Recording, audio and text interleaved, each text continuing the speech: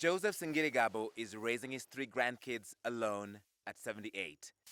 Ebola swept through his family, claiming the lives of his wife, son, and his newborn granddaughter in a few short weeks. They're picking up the pieces after the children's mother fled from the disease. While Joseph was in mandatory 21-day quarantine, he says his only assets were stolen, his livestock. The problem I'm facing is getting food for me and my grandchildren. Secondly, I never went to school, but I want them to get an education.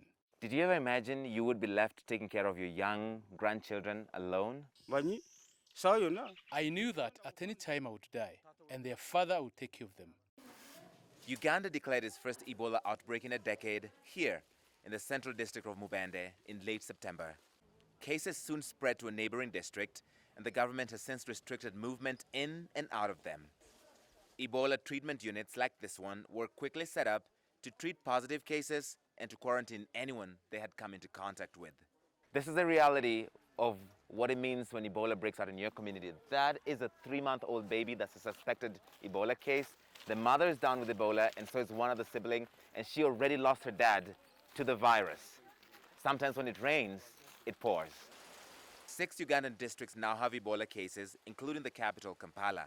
Though the rate of new infections appears to have slowed down, doctors say not all the sick are turning up. Some of the patients, they are still hiding. And some of them, they don't know that they have Ebola. So they are in the community there. It is very easy for one case to have a very big multiplier effect. So we are not yet confident whether the number is going down.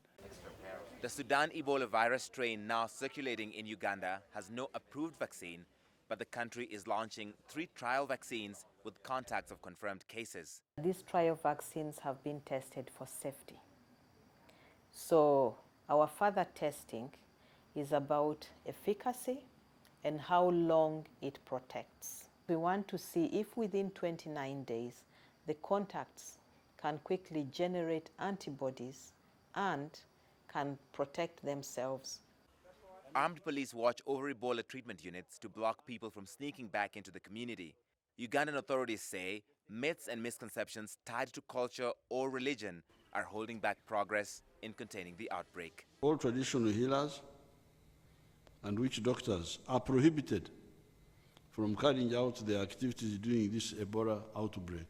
The number of probable cases. Uganda's health minister told CNN she expects to have the Ebola outbreak under control by April if citizens follow government guidelines. Do you feel the international community doesn't give Uganda enough credit for your experience in dealing with previous Ebola outbreaks and therefore having this under control? This is our 8th Ebola outbreak. Every time we get an outbreak, our experience increases. What we need is to be supported to end this epidemic as quickly as possible. Uganda is closing the school year early and sending kids home to avoid spreading Ebola among them as vigilance becomes a common tune. Larry Midowo, CNN, Kampala.